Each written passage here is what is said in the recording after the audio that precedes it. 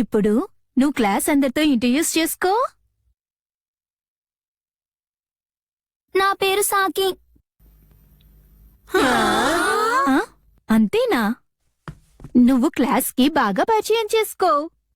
ఇంతకు మించి నా గురించి నేను ఏదో చెప్పలేను.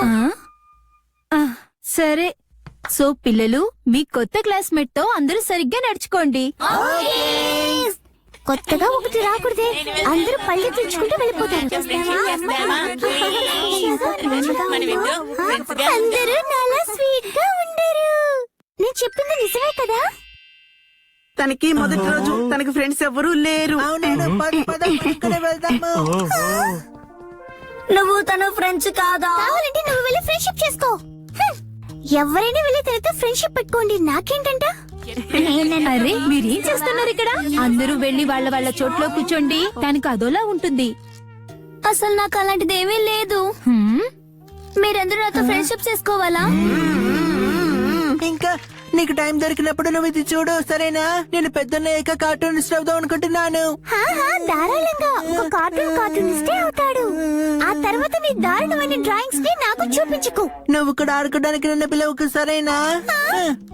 యాక్చువల్ గా నేను పెద్ద అయిన తర్వాత ఒక పొలిటీషియన్ కావాలని ఆశపడుతున్నాను. అప్పుడు జపాన్ ఫ్యూచర్ డిస్కస్ చేద్దాం. ఫ్యూచర్ అంటే వీడికి తెలియదు కానీ జపాన్ ఫ్యూచర్ ని డిస్కస్ చేస్తాడంట.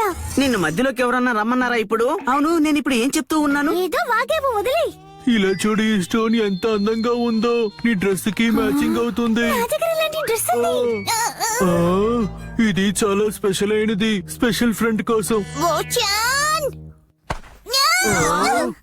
నీకు నాతో ఏదైనా ప్రాబ్లమా? ఇక్కడ నుంచి వెళ్ళిపో. నీకెంత ధైర్యం ఉంటే నన్ను కిందకి తెస్తావ్? సాకి, నేనీతో సారీ చెప్పు. మీరంతా ఫ్రెండ్సే కదా? బుద్ధి లేని వాళ్ళకి నేను సారీ చెప్పను. అలా ఎవరున్నారు ఇక్కడ?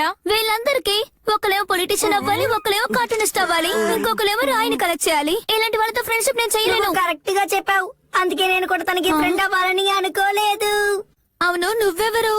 హలో, నా పేరు షిన్చాన్ నోహారా. ఇక్కడ ఉన్న వాళ్ళందరికన్నా నేను చాలా ఇంటెలిజెంట్.